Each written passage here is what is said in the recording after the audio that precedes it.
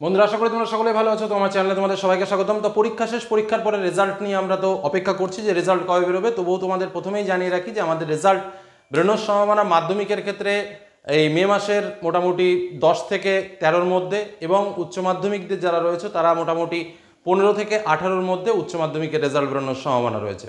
সব থেকে লেটেস্ট যে তথ্য, সেই তথ্যটা দিয়ে এই মুহূর্তে তোমাদের সামনে শেয়ার করলাম।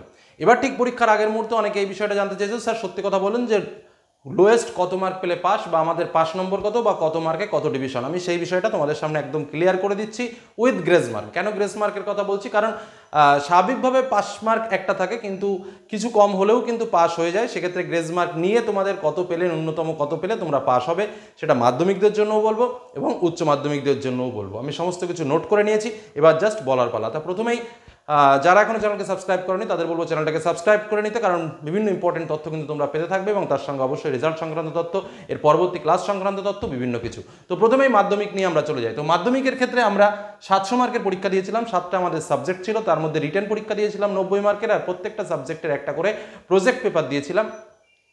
স্কুলে টিচারের কাছে, যিনি ক্লাস টিচার, যিনি ক্লাস নেন, তার হাতে আমরা জমা দিয়েছিলাম একটা প্রজেক্ট, যে প্রজেক্টে ছিল মার্ক হচ্ছে 10 মার্ক। এবার অনেকে আবার এখানে আমাদের কমেন্ট করে যে স্যার আমার তো প্রজেক্ট দেওয়া হয়নি, আমি কি নম্বর পাবো কি পাবো না। দেখো, এই বিষয়টা নিয়ে কিছু বলার নেই, কিন্তু আজ অবধি দেখিনি কাউকে যে প্রজেক্ট দেয়নি বলে নম্বর তার আসেনি। হয়তো তাকে একটু 2-1 নম্বর কম দেয়, কিন্তু সেটা স্কুল নিজের দায়িত্বে বুঝে শুনে কাজটা করে দেয়। জাস্ট এটুকু হিন্টস দিয়ে রাখলাম। কিন্তু নিয়ম হচ্ছে যদি কেউ প্রজেক্ট না দেয় তাহলে তাকে অ্যাবসেন্ট করে দেওয়া, এটা নিয়ম। এবার যার যার স্কুল, যার যার টিচার, সে কি করেছে সেটা তার ব্যক্তিগত ব্যাপার। কি বললাম বোঝা গেল? এটা স্কুলের সঙ্গে যোগাযোগ করতে হবে, বাইরে থেকে কিছু বলা সম্ভব না। তো যাই হোক, প্রজেক্টের ক্ষেত্রে 10 মার্ক এবং লেখা পরীক্ষায় 10 মার্ক। আমাদের টোটাল পাস মার্ক কিন্তু ইন্ডিভিজুয়াল, অর্থাৎ প্রত্যেকটা সাবজেক্টে 25 করে পেতে হবে। কি বললাম? প্রত্যেকটা সাবজেক্টে 25 করে পেতে হবে। আমি একটা সাবজেক্টে 50 পেয়ে গেলাম, আর একটা সাবজেক্টে আমি 10 পেলাম, স্যার আমি মোট তো 60 পেলাম, তাহলে তো আমার 30% নম্বর হয়ে গেল, আমি তো পাস হয়ে যাব না। সেটা না, তোমাকে প্রত্যেক সাবজেক্টে ন্যূনতম 25 করে পেতে হবে। এবার কথা হচ্ছে যে স্যার 25-এর যদি একটু কম হয় তাহলে কি হবে? আমি একদম স্পষ্ট করে আরেকবার বলে দিচ্ছি। দেখো, স্বাভাবিকভাবে 10 এবং 90 দুটো মিলিয়ে তোমাকে 25 পেতে হবে। স্বাভাবিকভাবে 25 থেকে যদি তোমার 5 মার্ক কম হয় একটা সাবজেক্টে, মোট কটা সাবজেক্ট? মোট হচ্ছে তোমার 7টা সাবজেক্ট।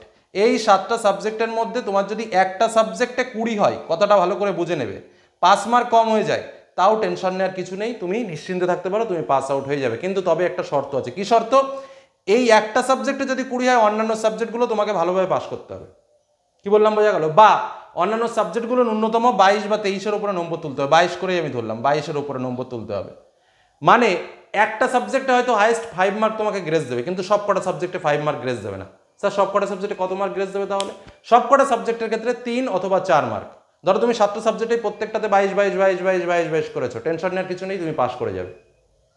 আবার দেখা গেল সব কটা সাবজেক্টে তুমি 2 3 1 2 1 2 3, কোনোটাতে 2 কম, কোনোটাতে 1 কম, কোনোটাতে 5 কম পেয়েছো, পাস করে যাবে। একটা সাবজেক্টে হাইয়েস্ট পাস তোমাকে দেখতে পারে, কিন্তু সব কটা সাবজেক্টে পাস করলে সেটা কি করবে সেটা আমার জানা নেই, সেটা অপেক্ষা করতে হবে। এটাই হলো মূল কথা। তো সেই জায়গা দাঁড়িয়ে তোমরা টোটাল যদি নিশ্চিন্তে থাকতে পারো, যদি 25 না হয়েও যদি 21 হয়, প্রত্যেকটা সাবজেক্টে রিল্যাক্সে থাকতে পারো। একটা সাবজেক্টে 20 হলেও কোনো টেনশন নেওয়ার কিছু নেই, এটুকু বলে রাখলাম। অনেকে বলে স্যার গ্রেজ মার্ক দিয়েছে, তো মার্কশিটে কি লেখা থাকবে যে আমি কত গ্রেজ মার্ক আমাকে গভর্নমেন্ট দিয়েছে?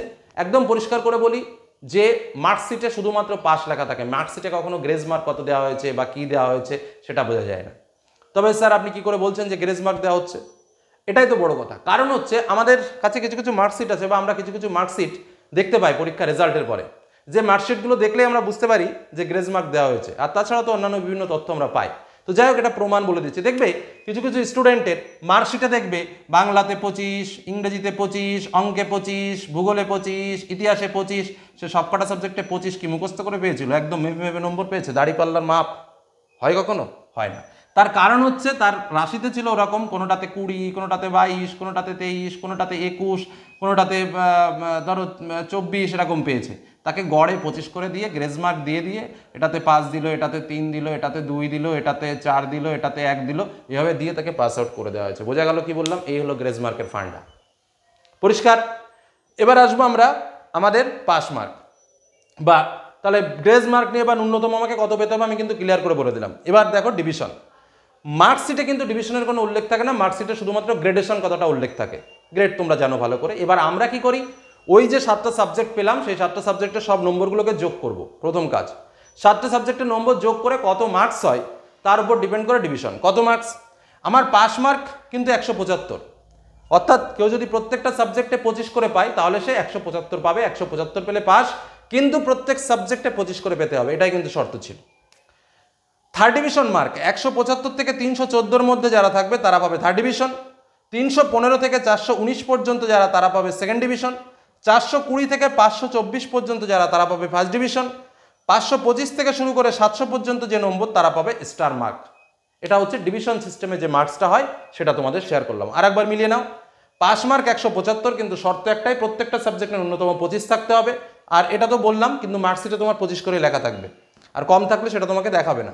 আচ্ছা, সেকেন্ড ডিভিশন পেতে গেলে 315 থেকে 419, ফার্স্ট ডিভিশন 420 থেকে 524, স্টার 525 প্লাস।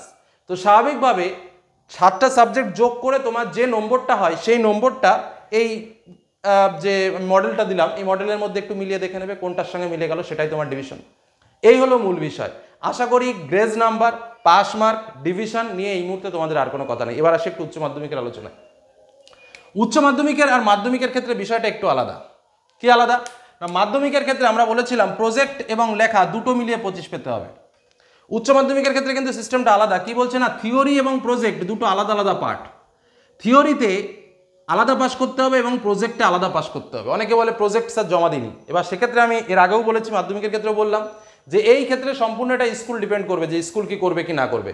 সে ভালো দিকে নিয়ে যাবে কি খারাপ দিকে নিয়ে যাবে, সে তোমাকে নম্বর দিয়েছে কি দেয়নি, সেটা সম্পূর্ণ স্কুলের ব্যাপার। তবে স্কুল চেষ্টা করে নম্বর দেওয়ার, যে কোনোভাবে বাবা আয় আয় কাছে আয় কাছে আয়, প্রজেক্টটা জমা দিয়ে যায় এরকমভাবে ডেকে ডেকে প্রজেক্ট জমা নিতে হয় তোমাদের, আমরা জানি তো। তো যাই হোক, সেটা স্কুলের উপর ডিপেন্ড করবে, স্কুলের টিচার কি করেছে সেটা তার উপর সম্পূর্ণরূপে ডিপেন্ড করবে। এবার দেখো, তোমাদের থিওরি 2 টাইপস থিওরি হয়, একটা হচ্ছে 80-র মধ্যে পরীক্ষা আর একটা হচ্ছে 70-এর মধ্যে পরীক্ষা।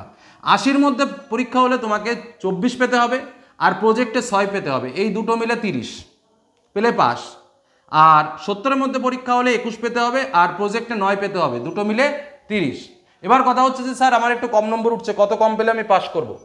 দেখো পরিষ্কার কথা বলি, তোমাদের এবারের কিছু কিছু বিশেষত্ব আছে এবারের এইচএসে। কি বিশেষত্ব? এইচএস 2025 কি বিশেষত্ব? তোমরা লাস্ট ব্যাচ, অর্থাৎ সবসময় চেষ্টা করা হবে যাতে তোমরা বেরিয়ে যেতে পারো, যাতে তোমাদের কেউ না আটকায়, তোমাদের যাতে আবার ওই নিউ সিস্টেমের মধ্যে পরীক্ষাটা না দিতে হয়, যার জন্য বিশেষ অফার রয়েছে তোমাদের, মানে এরকম হওয়ার সম্ভাবনা রয়েছে সেটুকু বলি।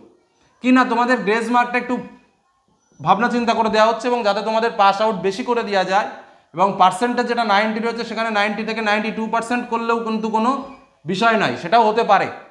তো সেখানে কিন্তু তোমাদের গ্রেজ মার্কের একটা বিশাল বড় জায়গা রয়েছে, বিশেষ করে ইংরেজিতে আমরা যা তথ্য পেয়েছি ইংরেজিতে গ্রেজ মার্কের পরিমাণটাও বেশি রয়েছে।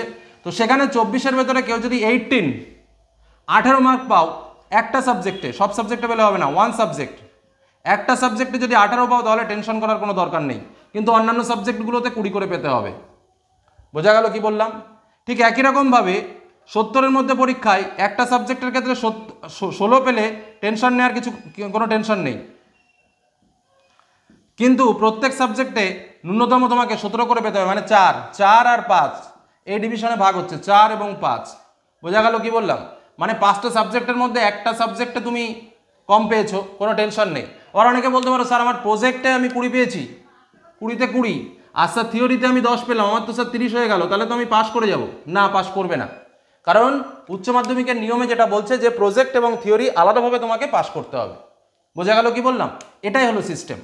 এবার আশা করি বুঝতে পারলে যে তোমাদের পাস মার্ক কত কত তোমাকে ন্যূনতম পেতেই হবে। এবার আসা যাক তোমাদের ডিভিশন। তো স্বাভাবিকভাবে 30 করে পেলে 150 মার্কে পাস। তো 150 মার্ক আমি এখনো পর্যন্ত কোনো স্টুডেন্টকে পেতে দেখিনি, কারণ গ্রেজ মার্ক দিলে থিওরিতে গ্রেজ মার্ক দেওয়া যায়, প্রজেক্টে তো আর দেওয়া যায় না। তো এখানে যদি গ্রেজ দিয়ে আমাকে 24 বানিয়ে দেয় তো দেখা যাচ্ছে প্রজেক্টে 15-এর কম কেউ পায় না, যার জন্য সাবজেক্ট পিছু এই 40 বা 39 এর নিচে নম্বর নামে না। এটাই হলো মূল জায়গা উচ্চ মাধ্যমিকের ক্ষেত্রে। মাধ্যমিকে যেটা এই যে বললাম যে 25 করে সবাই পায়, কিন্তু উচ্চ মাধ্যমিকে এরকম কাউকে দেখা যায় না যে 30 করে পেয়েছে। তার কারণ একটাই, তার কারণ কি? তার কারণ হচ্ছে তার প্রজেক্টে মার্কসটা তো অন্তত হাই থাকে, 18, 16, 15, আর এদিকে তো তোমাকে 24 করে বানাতেই হবে। তাহলে এদিকে 24 করে বানাতে গেলে দেখো নম্বর অটোমেটিক্যালি চেঞ্জ হয়ে যায়। অনেকে বলতে পারে স্যার কি দেখে বুঝবো? যখন দেখবে থিওরি পেপারে 24 করা রয়েছে তার মানে বুঝবে যে ওখানে গল্প ছিল, ওখানে গল্প ছিল, দয়া দাক্ষিণ্য করে তোমাকে পাস আউট করা হয়েছে। বোঝা গেল কি বললাম? বেশ, এবার চলে আসো ডিভিশন মার্ক। থার্ড ডিভিশন 150 থেকে 224, সেকেন্ড ডিভিশন 225 থেকে 299, ফার্স্ট ডিভিশন 300 থেকে 374, আর স্টার মার্ক 375 থেকে 500। এই হলো আমাদের উচ্চ মাধ্যমিকের 5 নম্বর উইথ গ্রেজ মার্ক এবং মাধ্যমিকের 5 নম্বর উইথ গ্রেজ মার্ক এবং ডিভিশন কোনটা কি সম্পূর্ণ ডিটেলস তোমাদের সামনে তুলে ধরলাম, পরিষ্কারভাবে বুঝিয়ে দেওয়ার চেষ্টা করলাম। এরপরেও যদি কোনো প্রশ্ন থাকে অবশ্যই কমেন্ট সেকশনে এসে কমেন্ট করো, চেষ্টা করব তার উত্তর দেওয়ার। ধন্যবাদ।